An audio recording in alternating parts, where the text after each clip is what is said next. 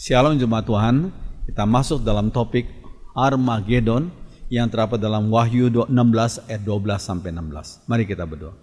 Mohon Roh Kudus urapi hamba-Mu, mensensor tutur kata dan sikap hamba-Mu, dan setiap tutur kata dan sikap hamba-Mu diperkenan oleh Tuhan dan menjadi berkat bagi setiap orang yang mendengar dan menonton khotbah ini. Roh Kudus kuasai hamba-Mu dan setiap kami yang mendengar dan menontonnya. Terima kasih Tuhan dalam nama Tuhan Yesus. Amin. Armageddon. Wahyu 16 ayat 12 sampai 16 saya bacakan. Dan malaikat yang keenam menumpahkan cawannya ke atas sungai yang besar, sungai Efrat. Lalu keringlah airnya, supaya siaplah jalan bagi raja-raja yang datang dari sebelah timur.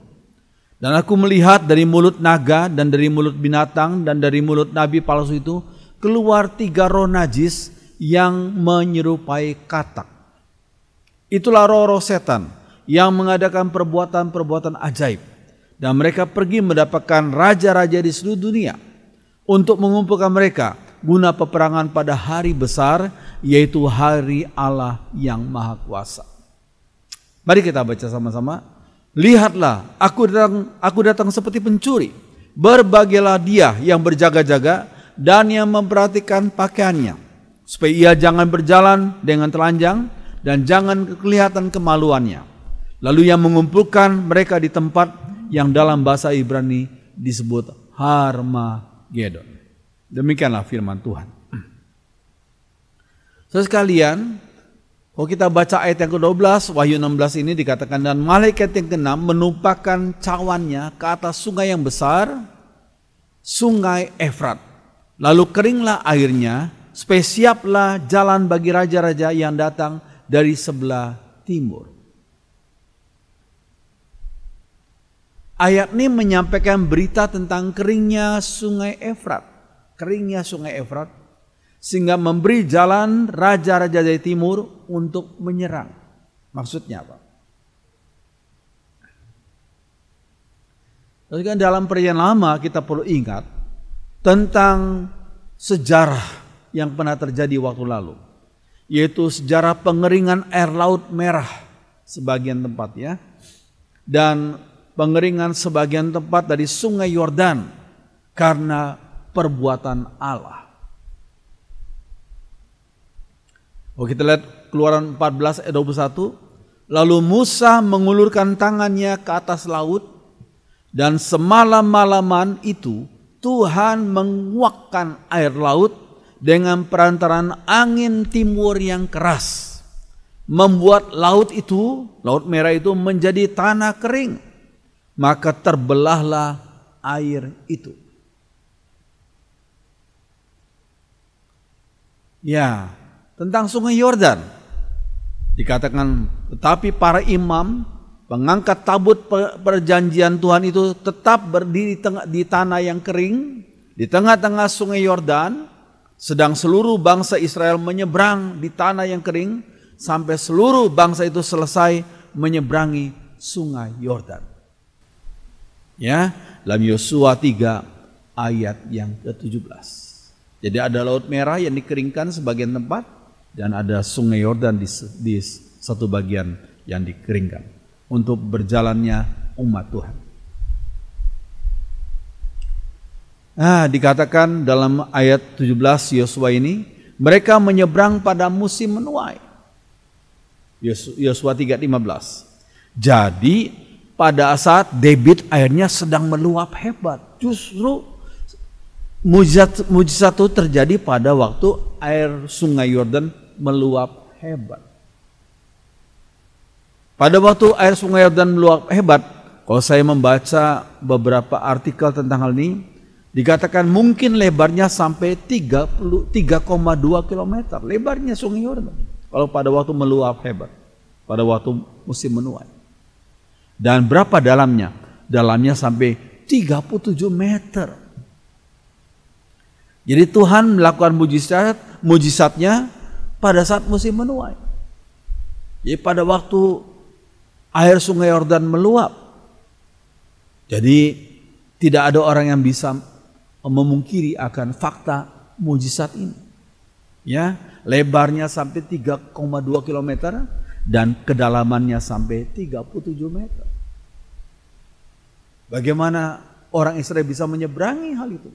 Kecuali hanya mujizat Tuhan yang bisa melakukannya. Dalam Wahyu 16 ayat 13 yang kita baca tadi menyebut tentang pengeringan sungai besar Efrat. Nah, ini pengeringan yang berikutnya. Pengeringan sungai besar Efrat. Apa yang terjadi?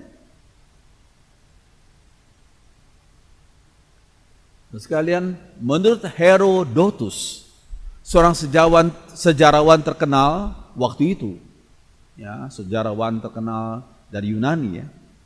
Ketika Raja Cyrus dari Persia, sekarang Persia itu Iran, ya. Ketika Raja Cyrus dari Persia mau merebut Babylon, kota Babylon, lebih dahulu ia perlu mengeringkan, Raja Cyrus perlu mengeringkan satu bagian dari sungai Efrat. Kita perlu tahu, ya, panjang sungai Efrat waktu itu adalah 2.800 km. Jadi kalau saudara tahu dari panjang ujung barat sampai ujung timur Pulau Jawa itu sekitar 1.000 km. Tapi ini 2.800 km, berarti hampir 3 kali panjangnya Pulau Jawa. Ini panjangnya sungai Efrat. Dan dikatakan satu bagian dari sungai Efrat itu dikeringkan oleh Raja Cyrus. Nah, bagaimana? Apa yang terjadi? Apa yang sebenarnya terjadi? Caranya bagaimana? Nah, sekalian, sungai Efrat itu mengalir melalui pusat kota Babylon. Ketika Cyrus atau Koresi, dalam Alkitab terjemahan kita dikatakan Koresi, tiba di muka Babylon, benteng pertahanan kota tersebut nampak sangat kuat dan terlihat tidak mungkin itu ditaklukkan. Ya.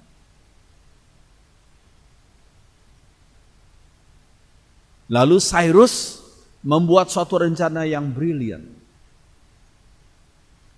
Ia meninggalkan satu bagian tentaranya berhadapan dengan benteng Babylon yang kuat itu. Satu bagian ditinggalkan berhadapan dengan benteng kota Babylon. Dan sebagian pasukannya lagi mengikuti Cyrus ke sungai Efrat.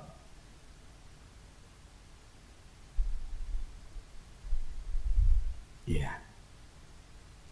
Berikut adalah prestasi Cyrus yang hebat, yaitu apa? Untuk sementara di satu tempat di sungai Efrat itu, ia membelokkan sebagian aliran sungai Efrat ke sebuah danau. Bagaimana caranya? Ya, dia kerahkan tentara yang mengikuti dia itu untuk membuat satu channel untuk diarahkan sebagian air sungai Efrat itu ke dalam satu danau. Sehingga pelan-pelan, karena sudah diarahkan, dichannelkan air itu, pelan-pelan level air sungai Efrat itu turun. Dan akhirnya saluran air sungai Efrat jadi seperti jalan yang kering. Sehingga tentara Persia bisa menyeberang dan merebut kota Babylon. Itu sejarah. Itu sejarah yang dicatat dalam sejarah. Saudara, apakah itu berarti kuasa Raja Cyrus sama dengan kuasa Tuhan?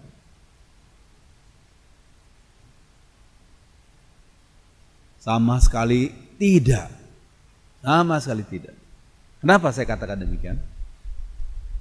Tuhan itu tidak perlu bantuan dari rakyat Israel untuk mengeringkan satu bagian Laut Merah dan satu bagian Sungai Yordan.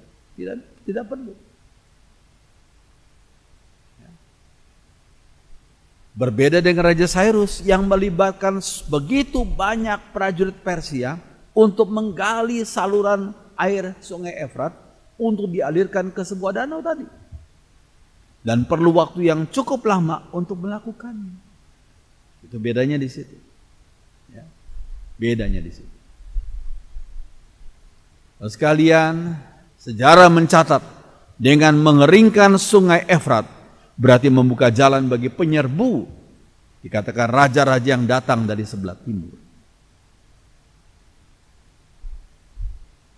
Di sini Rasul Yohanes menggunakan suatu gambaran yang melekat di ingatan manusia pada saat itu.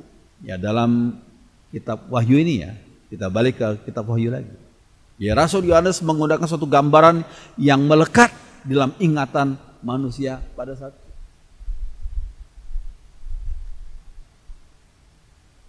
Musuh terbesar bagi kerajaan Romawi, di mana Rasul Yohanes hidup abad pertama itu, ya, di mana kerajaan Romawi menguasai banyak tempat, tapi ternyata kerajaan Romawi mempunyai musuh terbesar. Dan musuh itu tidak bisa ditaklukkan oleh kerajaan Romawi. Musuh itu adalah bangsa Partia yang tinggal di seberang sungai Efrat. Ya, kalau sudah lihat di situ, ya, tanda panah kuning itu Partia Empire. Ya, kerajaan Partia. Sedangkan tanda panah merah itu adalah Roman Empire, kerajaan Roma. Ya, di situ ada pemisah, yaitu sungai Efrat. Maka disebut sebagai raja-raja dari timur, yaitu Partia. Oke. Nah, pasukan berkuda Partia yang terlatih adalah kekuatan yang paling menakutkan di dunia pada waktu itu. Saya baca di satu bagian yang ditulis oleh William Barclay, itu pasukan Partia itu karena pintarnya memanah, mereka memanah dengan tepat dengan atau memakai kuda. Walaupun mereka kudanya berlari kencang, tapi mereka tetap bisa memanah dengan tepat. Ya, jadi ini menyeramkan sekali. Ini pasukan berkuda Partia. Bayangan bahwa pasukan Partia akan menyeberang sungai Efrat lalu menyerbu kerajaan Romawi adalah hal yang sangat menakutkan pada waktu itu. Oh, satu hal yang sungguh orang kerajaan Romawi takut tentang serbuan tentara Partia kalau mereka bisa menyeberang sungai Efrat. Nah, kemudian kita lihat ayat 13 dan 14. Dan aku melihat dari mulut naga dan dari mulut binatang dan dari mulut nabi palsu itu keluar 3 roh najis yang menyerupai katak. Menyerupai katak. Itulah roh-roh setan, atau dalam bahasa Inggris dikatakan the demons. Bukan setan ya. Dalam terjemahan kita disebut setan. Padahal setan itu cuma satu roh. Pemimpinnya tuh yang banyak adalah demons, roh-roh jahat. Sekali lagi, setan atau iblis itu cuma satu. Tapi yang paling banyak yang berkeliaran adalah the demons, roh-roh jahat. Ya, makanya lebih tepat dikatakan itulah roh-roh jahat, bukan roh-roh setan. Ya, demons yang mengadakan perbuatan ajaib dan mereka pergi mendapatkan raja-raja di seluruh dunia untuk mengumpulkan mereka guna peperangan pada hari besar, yaitu hari Allah yang Maha Kuasa. Iya, sini ada 3 ekor katak ya. 3 roh najis seperti katak-katak dikatakan. Keluar dari mulut naga, binatang dan nabi palsu.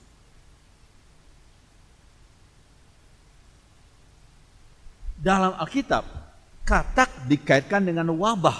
Lihat Keluaran 8 ayat 5 sampai 11. Ya, pada waktu orang Israel mau keluar dari tanah perbudakan Mesir itu, salah satu tulangnya adalah munculnya kata-kata, wabah kata, ya, menyerang akan Mesir, bahkan istana Firaun. Banyak sekali kata. Jadi bangsa Ibrani tidak akan lupa akan wabah katak itu.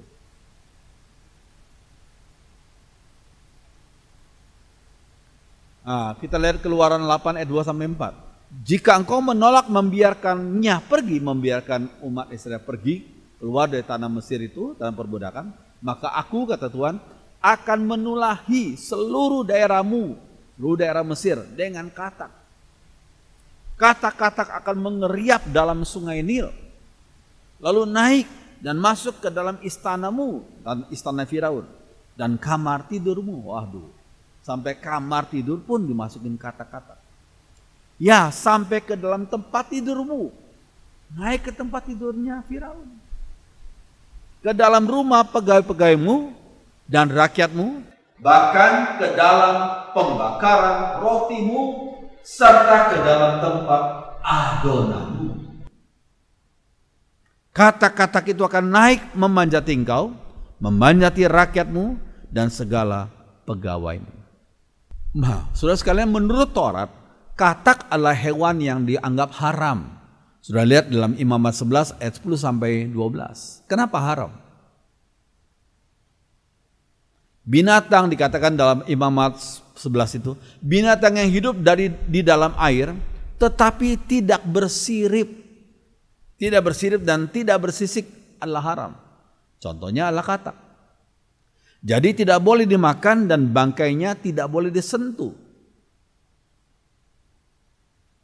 Katak adalah simbol dari pengaruh yang kotor. Itu kalau kita lihat dalam hukum Taurat ya. Katak adalah simbol dari pengaruh yang kotor. Katak juga dikenal karena suaranya yang kosong dan terus-menerus. Seperti sia-sia gitu loh. Suaranya kosong dan terus-menerus. Suara yang dibuat katak adalah simbol kesia-siaan dan ucapan yang gak ada arti. Itu simbol.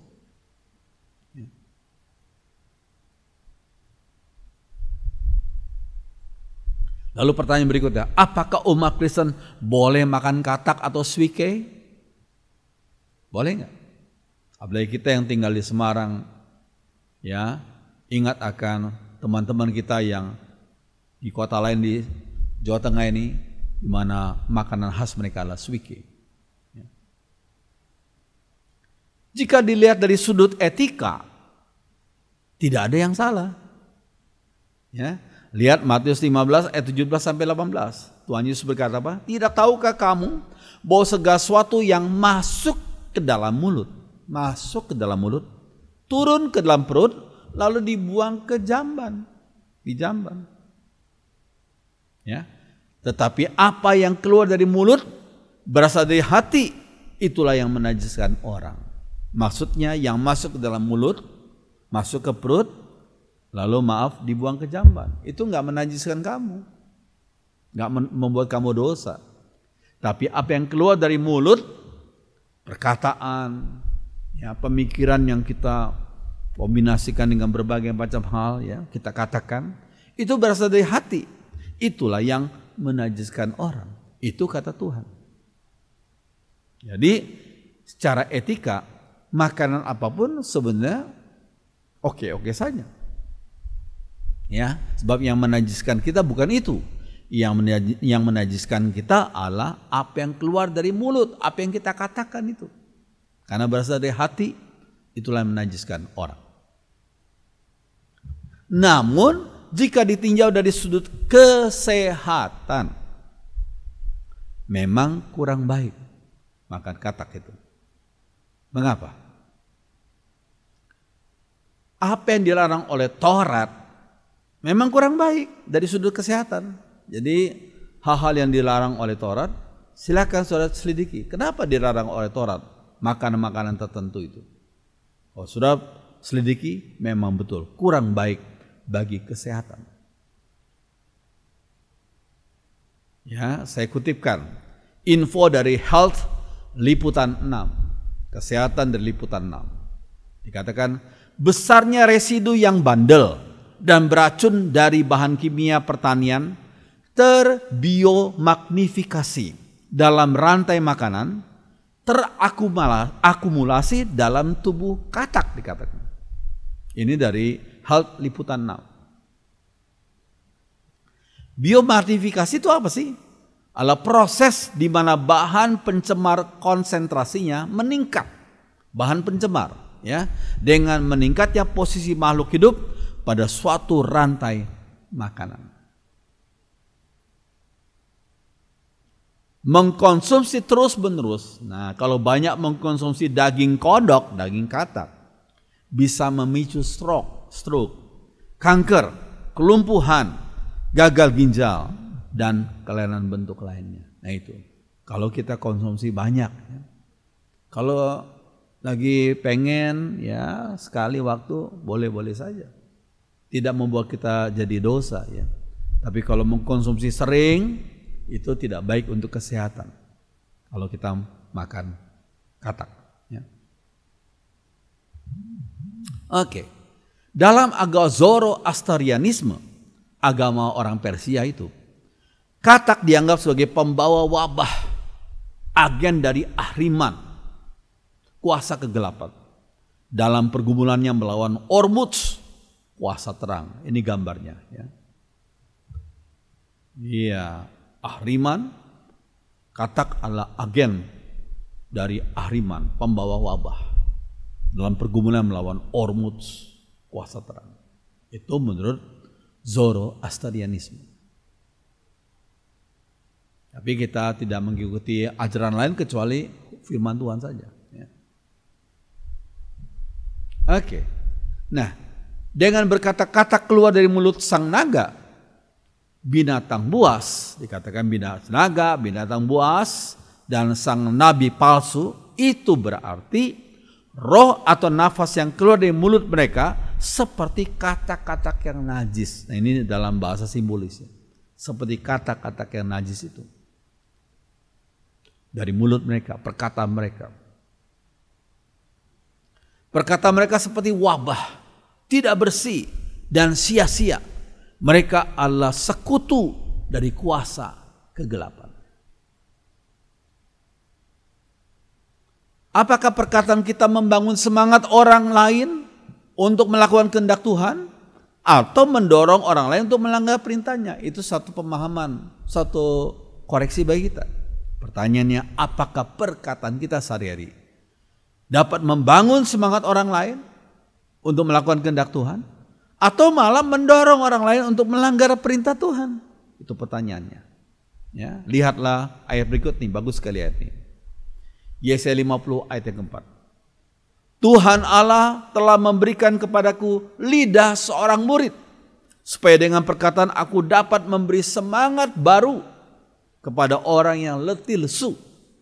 Setiap pagi ia mempertajam pendengaranku untuk mendengar seperti seorang murid.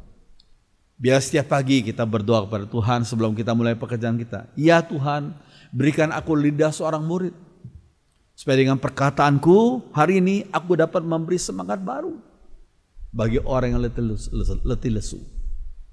Dan tolonglah aku Tuhan, supaya aku pendengaranku tajam untuk mendengar seperti seorang murid. Mendengar suara Tuhan, mendengar pimpinan dan bimbingan Tuhan. Ya, ini satu ayat yang bagus dari Yesaya 50 ayat yang keempat. Ya. Nah, Wahyu 16 ayat 4 dikatakan itulah roh-roh setan. Dalam bahasa Inggris dikatakan these evil spirits. Roh-roh jahat ini. Sekali lagi, setan atau iblis itu cuma satu. Yang banyak adalah roh-roh jahat. Ya.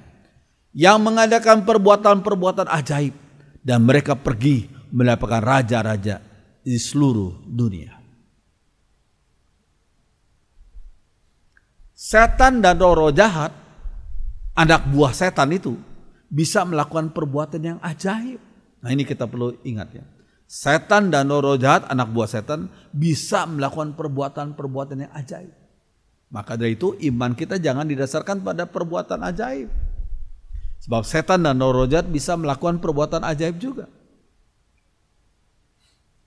Lihat Matius 24 ayat 24. Sebab Mesias-Mesias palsu dan nabi-nabi palsu akan muncul dan mereka akan mengadakan tanda-tanda yang dahsyat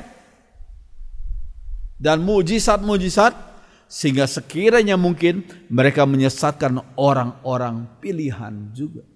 Itu firman Tuhan sudah katakan demikian.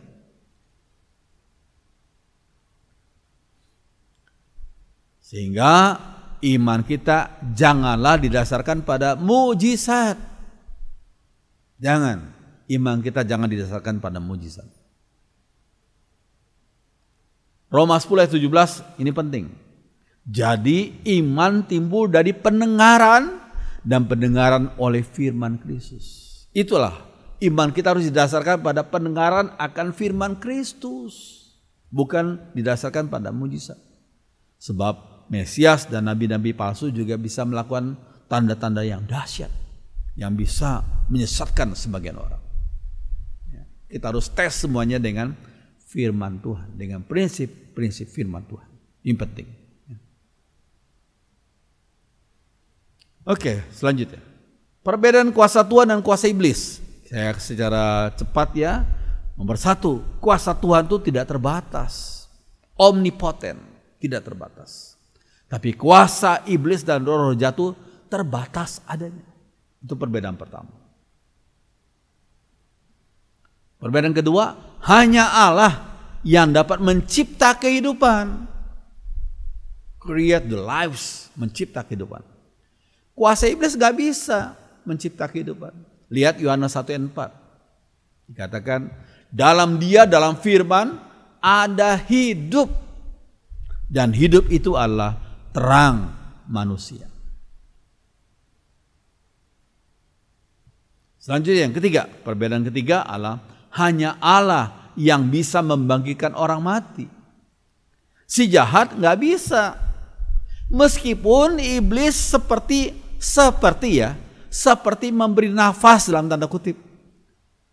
Seperti animasi itu loh, seolah-olah hidup.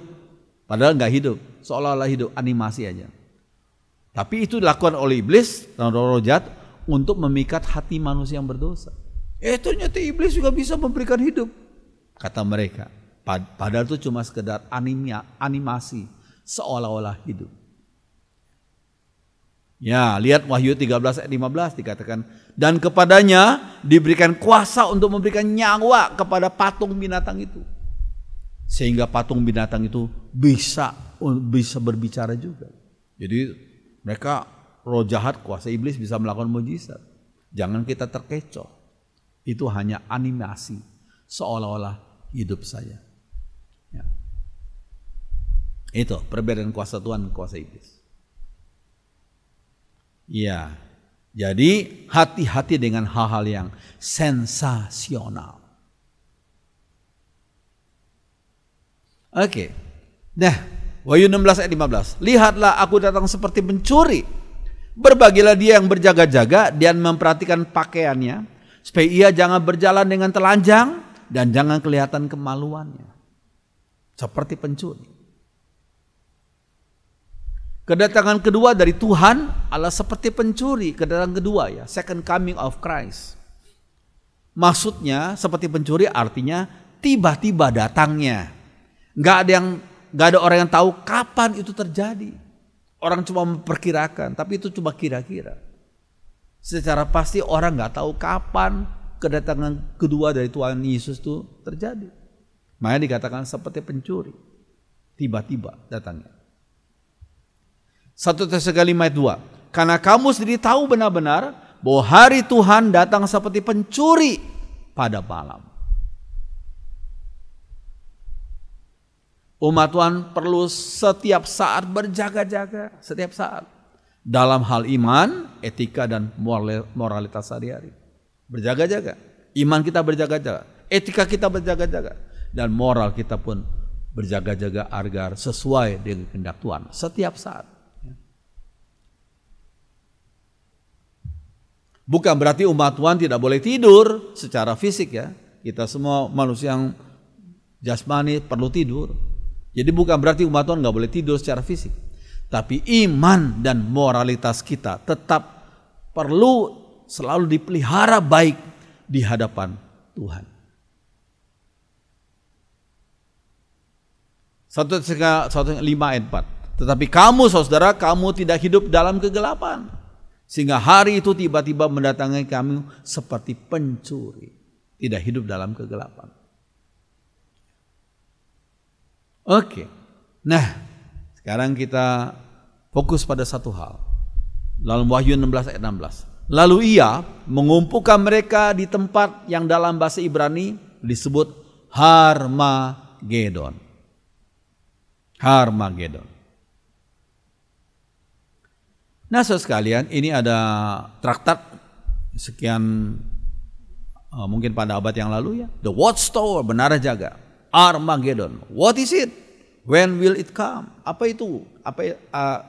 Kapan datangnya? Itu Armageddon. Itu ditulis oleh penerbit Watchtower, menara jaga. Ini terbitan kelompok saksi-saksi Yehova. Namanya bagus ya, padahal itu bidat. Saksi-saksi Yehova. Nah, di dalam literatur sekte, saksi Yehova, sekte ya, Harmagedon memainkan peranan yang sangat besar. Nggak main-main, sangat besar. Ini adalah salah satu ciri daripada sekte, yakni mereka senang menonjolkan hal-hal yang dalam Alkitab jarang disebutkan. Dalam Alkitab sendiri jarang menyebutkan, tapi ditonjolkan oleh sekte itu. Harmagedon itu hanya sekali disebutkan dalam Alkitab, tapi ditonjolkan begitu rupa oleh sekte, yaitu saksi Yehova. Nah, nama Harmagedon hanya disebut satu kali di dalam Alkitab, yakni Wahyu 16 ayat 16. Jadi sebenarnya topik ini bukanlah hal yang patut ditonjolkan, nggak cuma sekali kok, nggak perlu ditonjolkan. Tapi kenapa saya bahas ya supaya sudah ngerti maksudnya. Ya. Nah, di mana tuh Harmagedon? Inilah wilayahnya. Sudah lihat di situ, Plain of Esdraelon, dataran Esdraelon. Ya, sudah lihat tanda panah merah itu, dataran Esdraelon. Itulah daerah Harmagedon. Ya, di Israel, di atasnya Samaria, di situ ada dataran Esdraelon. Ya, lihat panah merah. Iya, ini ada lembah Esdraelon dari Gunung Tabor. Kami foto sekian tahun yang lalu waktu kami ada kesempatan pergi ke Israel. Ya, dari tempat yang tinggi kami ambil foto. Oh, ini namanya lembah Esdraelon dari Gunung Tabor di Israel. Oke. Nah, di kelompok umat Kristen, ini bukan saksi Yehova ya. Di kelompok umat Kristen di luar saksi Yehova, muncullah seorang teolog bernama Charles C. Ryrie. Seorang teolog premilenialis. Saya tidak bisa jelaskan sekarang karena waktunya kurang ya. Seorang teolog premilenialis yang memaparkan peperangan Harmagedon. Dia bilang apa? Menurut Ryrie, tempat pertempuran antara pasukan timur dan barat adalah di dataran Esdraelon, daerah di sekitar pegunungan Megiddo yang kita tadi lihat. Daerah pertempuran antara pasukan timur dan barat, kata Ryrie. Ya. Peperangan tersebut disebut Harmagedon. Kata Har itu artinya gunung, gunung Megiddo gitu ya.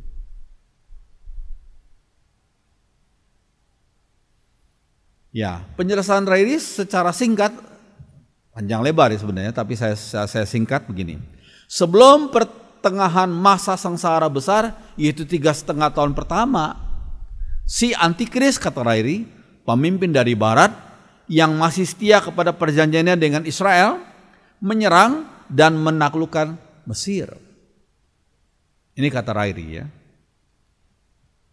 Namun pada saat yang sama, tentara Rusia dari utara akan menyerbu Palestina. Ketika situasinya terasa nggak ada harapan lagi bagi si Antikris dan Israel, maka Allah akan bertindak secara supranatural untuk menghancurkan tentara Rusia tersebut, tentara Rusia.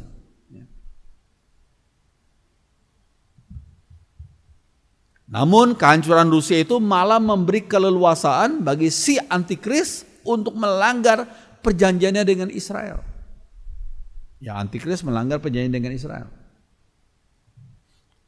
Dia akan memposisikan dirinya untuk disembah dan berusaha untuk menaklukkan bumi, katanya. Ini kata Ryrie ya.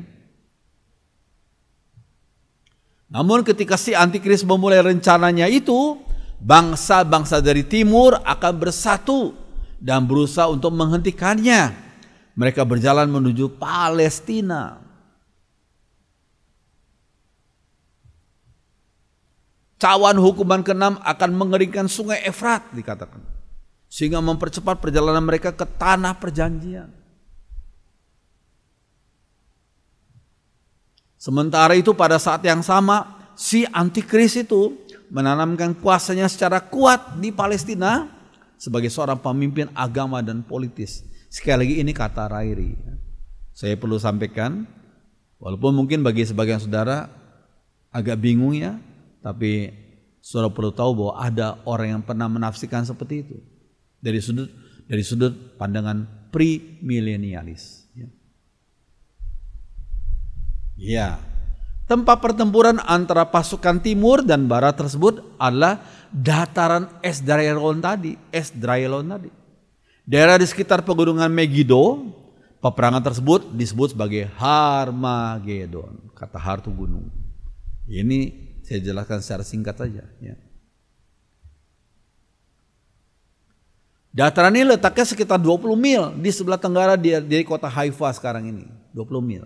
Dan luasnya Harmagedon itu, dataran gunung Harmagedon itu adalah 20 kali 14 mil saja daerahnya. Yaitu 32 kali 22,4 kilometer saja. Itu katanya tempat peperangan Harmagedon nanti.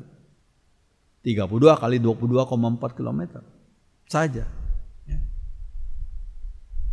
Jadi kalau dari sini Semarang Indah, Puri ke Ungaran itu sekitar 30 kilo. Jadi 32 kilometer ya tambah sedikit aja. Ya. Oke. Nah, di tengah-tengah pertempuran tersebut Tuhan Yesus akan kembali dan bala tentara dan surgawinya akan menaklukkan tentara bumi. Itu kata Rairi ya. Pada waktu itu akan terjadi pembunuhan besar-besaran dikatakan. Itu kata Rairi lagi. Ya. Hasilnya sudah jelas. Binatang itu si antikris akan ditaklukkan dan tentaranya ditangkap. Ia dan nabi palsunya akan dilemparkan ke dalam lautan api untuk mengalami hukuman yang kekal. Sekali lagi itu kata Rairi. Ya. Saya kutip saja. Dengan demikian selesai masa kesengsaraan 7 tahun itu. Nah, saudara sekalian, tafsiran Rairi itu ditulis tahun 1982. Nampaknya menarik pada waktu itu. Nampaknya menarik. Bahkan sebagian orang yang nggak ngerti, yang baca sekarang ini, pikir seperti itu ya. Dan tulisan Rairi itu, tafsiran Rairi itu telah mempengaruhi banyak pengkhotbah Kristen pada waktu itu. Pada ditulis tahun 1982. Dan banyak orang Kristen nggak ngerti, mereka termangu-mangu dengar kesaksian, dengar tafsiran seperti itu. Namun setelah melihat perkembangan sejarah, maka tafsiran itu menjadi sangat lemah. Ya, lihat saudara sekalian, ini fakta yang terjadi. Collapse of the USSR. Sudah tidak ada lagi USSR. Uni Soviet nggak ada lagi. Uni Soviet ada tahun 1953 sampai 1991. Sekarang ini Uni Soviet nggak ada lagi. Negara yang pernah besar, memang Uni Soviet pernah besar dan menjadi negara adidaya waktu itu, waktu lalu ya. Sekarang telah terpecah-pecah menjadi negara Rusia dan negara-negara kecil lainnya. Seperti salah satunya sekarang Ukraina itu. Ukraina yang sekarang sedang diserang oleh Rusia itu. Ya. Jadi USSR, Uni Soviet tidak ada lagi. Ya. Iya. Selain itu, Rairi menafsirkan bahwa si antikris itu adalah dari barat. Dikatakan gitu ya. Dari barat. Memang pada tahun 1980-an banyak penganut premilenialisme itu mengatakan bahwa pemimpin MEE atau masyarakat ekonomi Eropa adalah antikris yang dari barat itu. Itu kata mereka. Pemimpin MEE. Ya. Tapi sekarang abad 21 ini MEE tidak ada lagi. Iya, nggak ada lagi MEE. Pertanyaannya, mengapa antikris tidak pernah ditafsirkan dari negara Amerika, USA?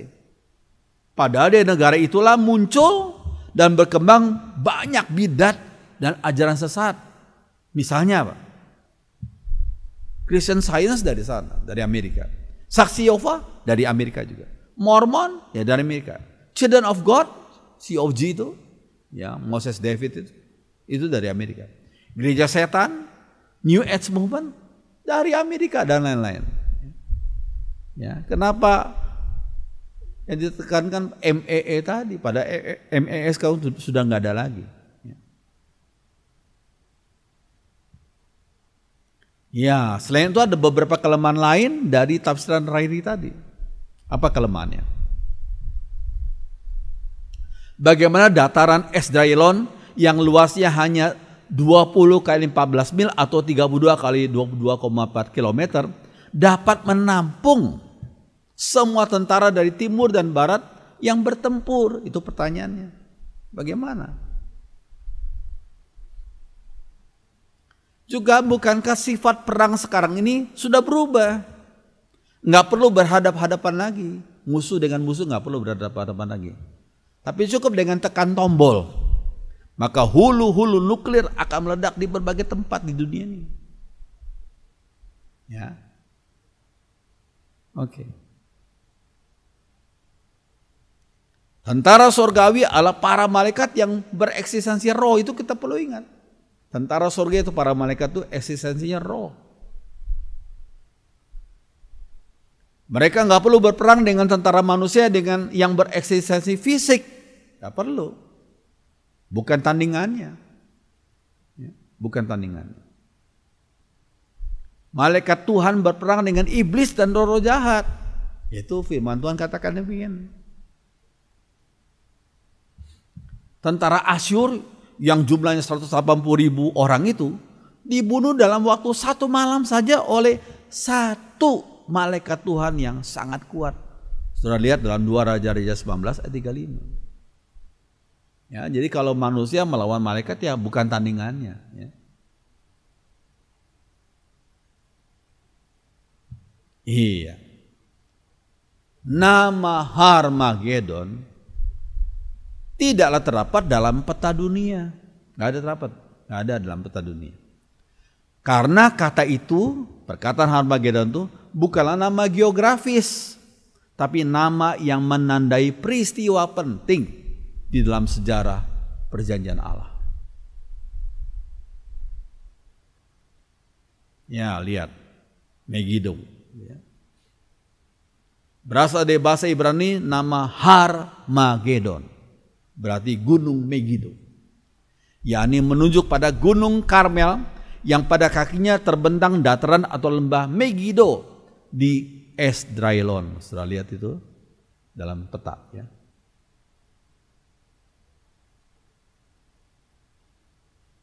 Sebagai latar belakangnya adalah Gunung Tabor dan Karmel.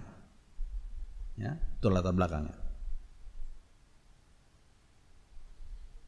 Ya, daerah ini merupakan bagian jalan raya dari Mesir ke Damaskus, juga menjadi persimpangan ke Eropa, Timur Tengah, Afrika dan daerah Timur Jauh. Iya. Sejak zaman kuno sampai zaman Napoleon, daerah tersebut sering dipakai sebagai tempat pertempuran besar. Sejak zaman kuno sampai zaman Napoleon, sebagai tempat pertempuran besar. Oke, kita lihat dalam Alkitab Barak dan Deborah mengalahkan Sisera dan kereta kudanya di tempat itu. Sudah lihat dalam Hakim-Hakim 5 ayat 19 sampai 21. Raja Ahazia yang fasik gugur di tempat itu juga. 2 Raja 9 ayat 27. Raja Yosia yang baik dibunuh oleh Firaun Neko di tempat itu pula. 2 Raja-Raja 23 ayat 29 sampai 30. Kemungkinan juga nama Megiddo dipilih untuk mengingatkan tempat kematian Raja Asia yang fasik itu. Raja Asia yang fasik dibunuh di tempat itu. Ya. Tragedi selalu dikenang oleh orang-orang Israel. Lihat 2 Tawarik 35, Zakaria 12. Ya.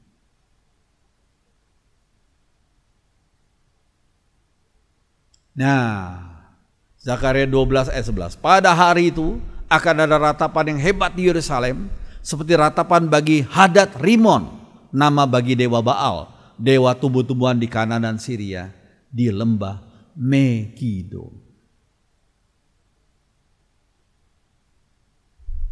Jadi Megido dan dataran Esdraelon adalah tempat di mana banyak pertempuran yang penting dan menentukan terjadi dalam sejarah Timur. Itu latar belakangnya. Ya. Sehingga adalah hal yang alamiah jika orang-orang zaman dahulu membayangkan bahwa pertempuran yang terakhir juga akan terjadi di tempat itu.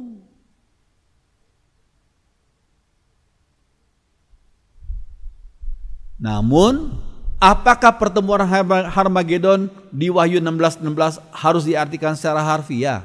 Apakah demikian? Apakah pertempuran Harmagedon dalam Wahyu 16 ayat 16 harus ditafsirkan secara harfiah? Gak perlu ditafsirkan secara harfiah. Tuhan melalui rasulnya Yohanes ingin menguatkan iman umatnya yang sedang dianiaya pada waktu itu. Sebagaimana Barak dan Deborah mengalahkan orang-orang Kanaan di mata air di Megido, demikian pula para penganiaya umat Tuhan. Para penganiaya umat Tuhan akan ditaklukkan oleh Kristus. Dan ini sudah dan masih terus terbukti dalam sejarah dunia. Kita lihat sejarah dunia, orang-orang tertentu, bangsa tertentu yang berusaha melawan Kristus, akhirnya mereka hancur, akhirnya mereka kalah. Ini terbukti dalam sejarah dunia, bukan omong kosong. Kita ingat nyanyian Musa dalam Wahyu 15 ayat 3. Ya, kita lihat nyanyian Musa ini. Dan mereka menyanyikan nyanyian Musa, hamba Allah, dan nyanyian anak domba. Bunyinya, besar dan ajaib segala pekerjaanmu, ya Tuhan Allah yang maha kuasa. Adil dan benar segala jalanmu, ya Raja segala bangsa. Amin. Mari jemaat Tuhan, kita berdiri, kita nyanyikan satu lagu, besar dan ajaiblah karyamu, adil dan benarlah jalanmu. Mari kita berdiri.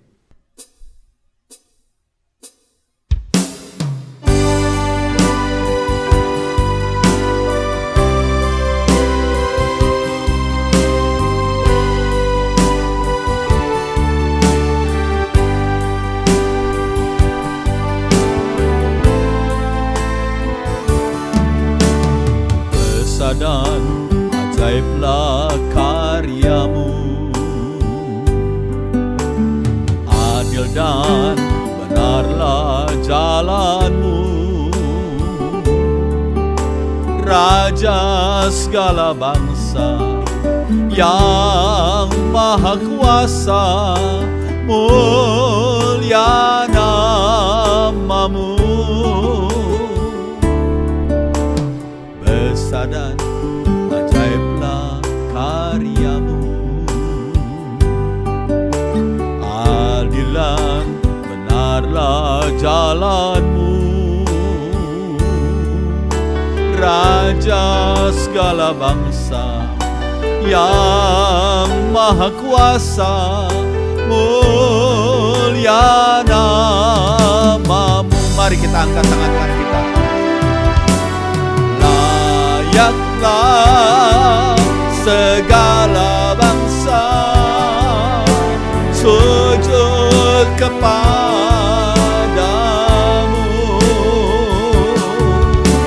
sebab kau Allah yang kudus, layak disembah.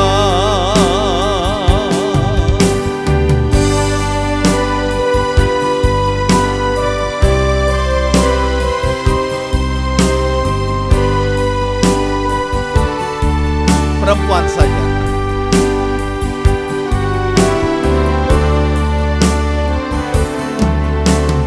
Besar dan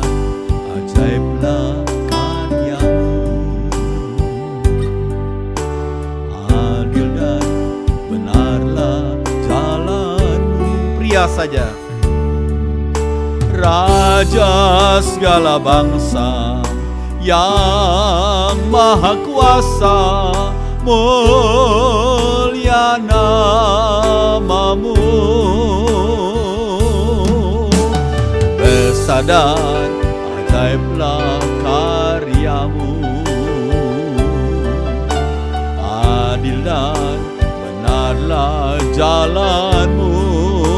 Bersama-sama, Raja segala bangsa yang maha kuasa, mulia namamu. Bersama-sama angkat tangan kamu. Layaklah segala bangsa sujud kepadamu,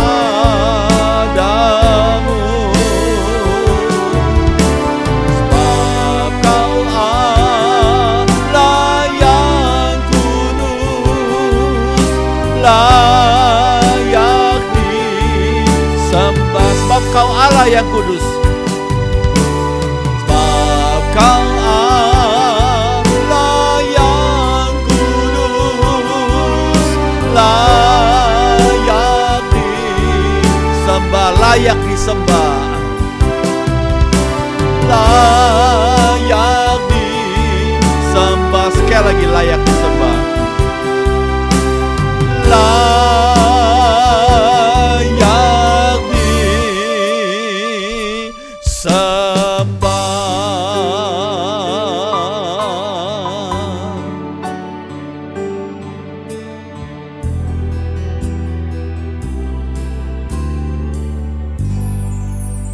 Benar ya Tuhan, Engkaulah Allah yang satu-satunya Allah yang benar itu, yang kami kenal melalui Tuhan Yesus Kristus.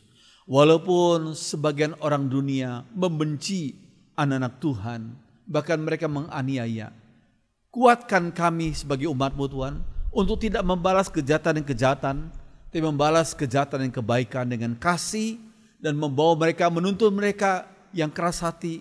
Siapa tahu dari mereka boleh mengenal Yesus sebagai Juru Selamat.